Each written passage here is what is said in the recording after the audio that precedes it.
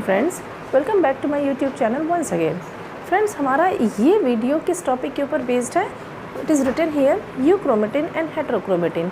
मैंने आपको अपने पहले वीडियो में क्रोमेटिन के मटेरियल के बारे में बताया था। क्रोमेटिन मटेरियल कैसे फॉर्म होता है कि जब डीएनए कंडेंस होता है, जब डीएनए के पैकेजिंग होती है तो डीएनए जो होता है वो कुछ प्रोटीन्स के ऑक्टामर्स के साथ, जिसको हिस्टोन प्रोटीन्स कहते हैं, उनके साथ बाइंड करके वो न्यूक्लियोसोम जैसा फॉर्मेशन करता है। और जब मल्टीपल न्यूक्लियोसोम्स आपका डीएनए स्ट्रैंड्स को बाइंड करते हैं तो वो एक स्ट्रक्चर बनाता है जिसको इलेक्ट्रॉन या लाइट माइक्रोस्कोपी के अंदर हम बीट्स ऑन स्ट्रिंग जैसा अपीयरेंस देता है।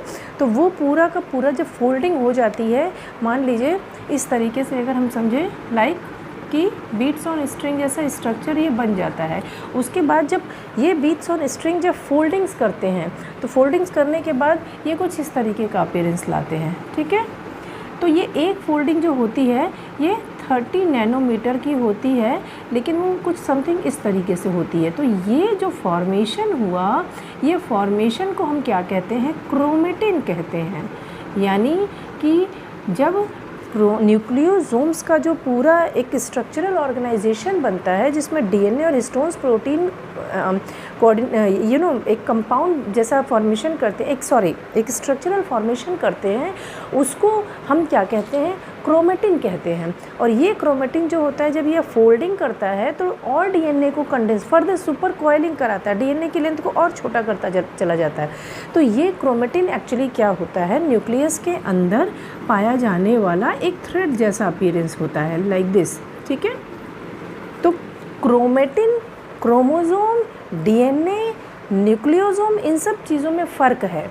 डीएनए सिंगल स्ट्रेच यानी double helical structure of DNA जो सिंगल स्ट्रेच में होता है उसको हम डीएनए कहते हैं। जब वो हिस्टोन प्रोटीन्स के साथ बाइंडिंग कर जाता है उसको हम न्यूक्लियोसोम्स कहते हैं। जब मल्टीपल न्यूक्लियोसोम्स आपका लूपिंग फॉर्मेशन करने लगते हैं, फर्दर कंडेंसेशन या कॉयलिंग करने लगते हैं, उसको हम क्रोमेटिन कहते हैं। और जब वो क्रोमेटिन, ये सब कुछ हमारा नॉन डिवाइडिंग सेल्स में होता है, लेकिन जब सेल्स अंडरगोइंग डिवीजन तो यही क्रोमेटिन मटेरियल फर्दर कंडेंसेशन करने लगते हैं। और ये कंडेंसेशन करने से एक नया अपीयरेंस बनता है जिसको हम क्या कहते हैं? क्रोमोसोम, जो इस तरीके से कहलाता है। तो ये हमारे 4 डिफरेंट टर्म है जो है डीएनए का ही, लेकिन अपीयरेंस अलग अलग लेवल पे जाके अलग अलग तरीके से अपीयरेंस देता है, तो अलग अलग नाम इसका हो जाता है। तो अब ये जो क्रोमेटिन टर्म आया, हमारा पूरा टॉपिक इसी के ऊपर बेस्ड है कि क्रोमेटिन हमें न्यूक्लियस के अंदर कैसा दिखता है। तो सबसे पहले तो हम ये जानेंगे कि क्रोमेटिन टर्म को दिया किसने था। तो this term was given by, chromatin term was given by Fleming. ये साइंटिस्ट, इन्होंने ये टर्म दिया था। ठीक है, अब ये क्रोमेटिन मटेरियल हमने ये देखा कि ये न्यूक्लियस के अंदर एक धागे जैसी संरचना होती है और बीट्स ऑन स्ट्रिंग जैसा अपीयरेंस देता है। लेकिन जब हम न्यूक्लियस को स्टेन करते हैं, उसके अंदर के डीएनए को समझने के लिए, जानने के लिए, तो हम डीएनए को किससे स्टेन करेंगे? डीएनए को स्टेन करने का एक पर्टिकुलर डाइंग एजेंट है जिसको हम फ्यूजन कहते हैं, फ्यूजन स्टेनिंग डाई। जब इसको हम न्यूक्लियस के अंदर डालते हैं तो हमें क्या नज़र आता है? एक सेल के अंदर कुछ इस तरीके से, लगा लीजिए, मान लीजिए ये सेल है।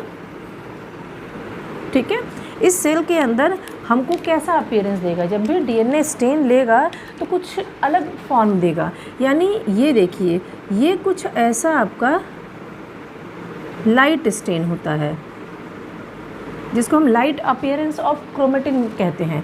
दूसरा जो होता है वो हमारा डार्क अपीयरेंस होता है, समथिंग लाइक दिस। ठीक है, और ये हमारा हो गया बीच में न्यूक्लियोलस। ठीक, तो ये जो 2 अलग अलग तरीके का अपीयरेंस नज़र आता है, ये क्रोमेटिन के 2 डिफरेंट फॉर्म्स हैं, स्ट्रक्चरल फॉर्म्स जिनको हम कहते हैं। यानी एक ही न्यूक्लियस के अंदर एक ही डीएनए जो अलग थ्रेड लाइक स्ट्रक्चर में बना हुआ है, वो स्टेन करने पे 2 अलग तरीके से नज़र आता है। वो 2 अलग तरीका क्या है friends? One is the euchromatin, another is heterochromatin।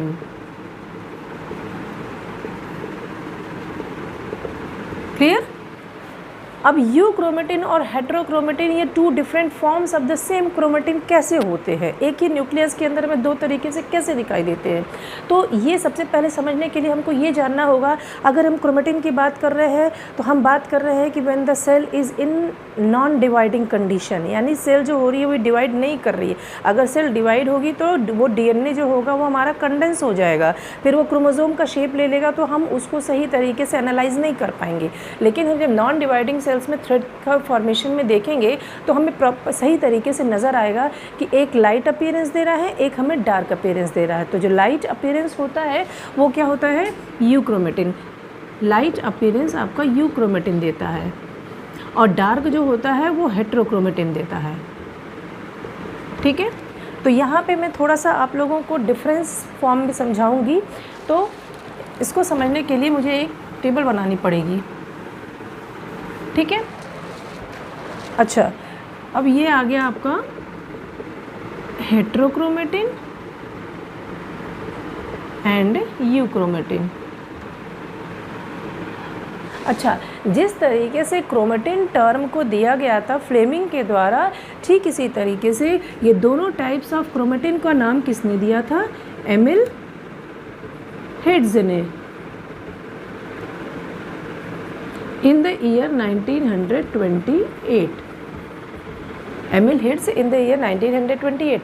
इन्होंने जो पूरा का पूरा स्ट्रक्चरल कन्फिग्रेशन देखा तो इन्होंने क्या देखा कि लाइट अपीयरेंस आ रही है धागे में, थ्रेड जैसे फॉर्मेशन में, डार्क अपीयरेंस आ रही है।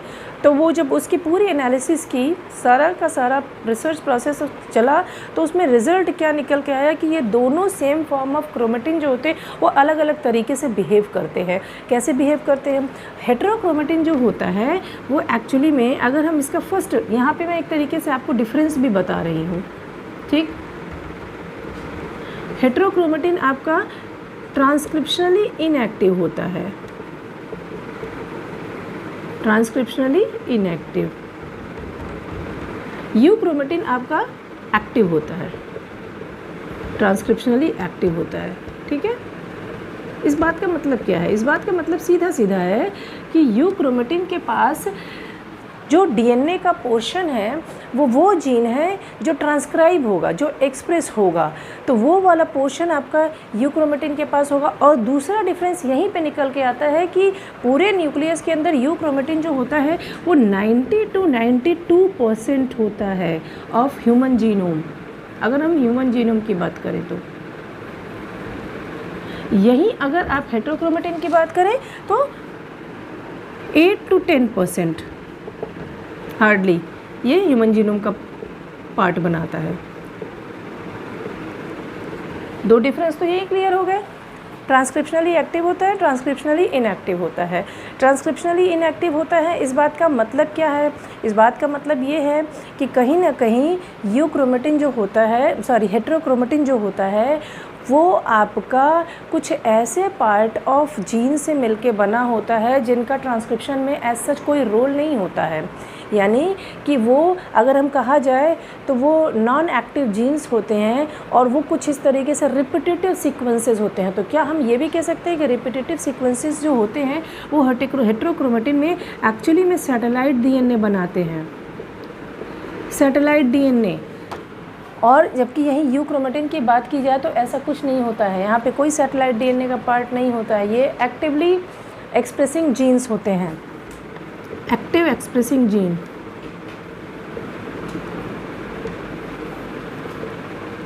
ठीक है, अब आइए अगले टॉपिक पे आते हैं। अब इसके बाद क्या है कि जो हमारा हेट्रोक्रोमेटिन होता है वो हेट्रोक्रोमेटिन कहाँ देखा जाता है, वो अगर हम बात करें तो न्यूक्लियस के पेरीफेरी पे, तो पेरीफेरी ऑफ द न्यूक्लियोसाइटोप्लाज्म,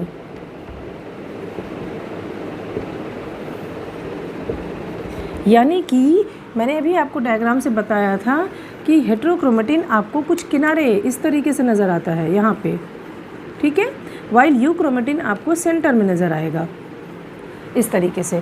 तो यू क्रोमेटिन कहाँ नज़र आता है, सेंटर ऑफ द न्यूक्लियस। ठीक है, यहाँ तक क्लियर है? 4 पॉइंट्स ये हो गए आपको। चलिए नेक्स्ट, अब ये जो हेटेरोक्रोमेटिन होता है इसका जो देखिए पैकिंग बहुत टाइट होती है, हेटेरोक्रोमेटिन में पैकिंग बहुत टाइट होती है, तो हम क्या कह सकते हैं? Tightly packed, tightly packed, that's what stained dark. ठीक है, they are loosely packed, stained light. ये लूजली पैक्ड होते हैं, इसीलिए इनके अंदर जो स्टेनिंग होती है बहुत लाइट नज़र आती है, जबकि हेटेरोक्रोमेटिन के साथ जब वो बहुत ज़्यादा टाइटली पैक्ड होंगे तो स्टेनिंग बहुत ज़्यादा लाइट नज़र आएगी, डार्क नज़र आएगी। ठीक है, अब उसके बाद नेक्स्ट डिफरेंस क्या है कि जब ये इसके अंदर इसी टॉपिक को अगर हम कंटिन्यू करें, अगर स्टेनिंग बहुत ज़्यादा डार्क हो रही है क्योंकि वहाँ कंडेंसेशन ऑफ डीएनए बहुत ज़्यादा है, तो जाहिर सी बात है अगर हम उतने पोर्शन का डेंसिटी ग्रेडियंट चेक करें तो वो जाहिर सी बात है वो ज़्यादा ही होगा क्योंकि उसमें ज़्यादा डीएनए के लेंथ है। तो हम कह सकते हैं कि high density, high DNA density, while in case of euchromatin low DNA density, low density of DNA. ठीक, उसके बाद चूँकि ये वाला हमारा लूजली पैक्ड होता है, ठीक है, लूजली पैक्ड अगर होगा तो जाहिर सी बात है इसमें रेप्लिकेशन बहुत जल्दी होगा। ये हमारा बहुत ही टाइटली है तो इसमें रेप्लिकेशन हमारा लेट होगा, तो ये भी हम कह सकते हैं कि लेट रेप्लिकेशन, अर्ली रेप्लिकेशन।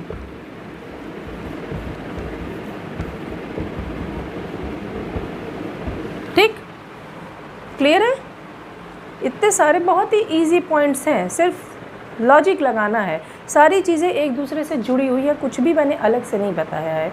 अभी इसमें और भी कुछ पॉइंट्स हैं तो let's go to discuss those points.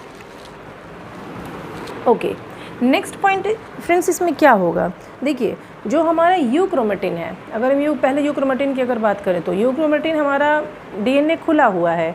ठीक है, अगर डीएनए खुला हुआ है तो उस जीन्स जो कि वहाँ पे मेजॉरिटी एक्सप्रेसिंग जीन्स वहीं पे मौजूद है, तो उन जीन्स को एक्सप्रेस करने के लिए जो प्रोटीन का एक सोर्स होगा वहाँ पे इजी एक्सेसिबिलिटी होगी। तो हम ये भी कह सकते हैं कि DNA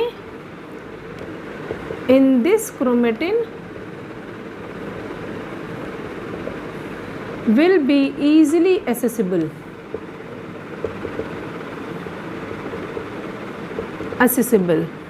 for gene expressing protein, gene expressing protein, like हम कह सकते हैं ट्रांसक्रिप्शन। यहाँ हम कह सकते हैं नो ट्रांसक्रिप्शन, नो ट्रांसक्रिप्शन। क्यों? क्योंकि DNA due to tight packaging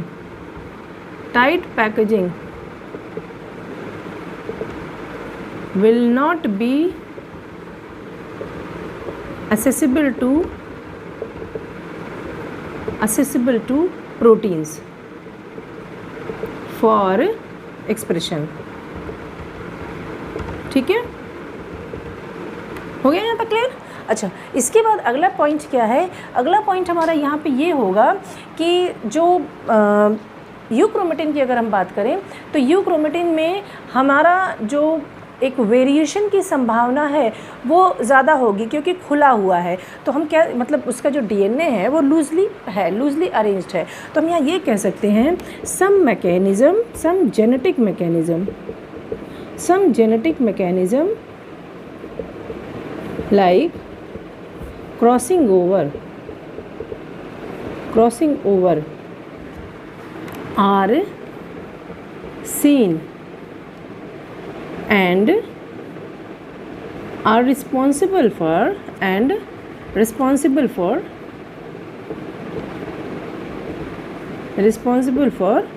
variation in the alleles, variation in the alleles.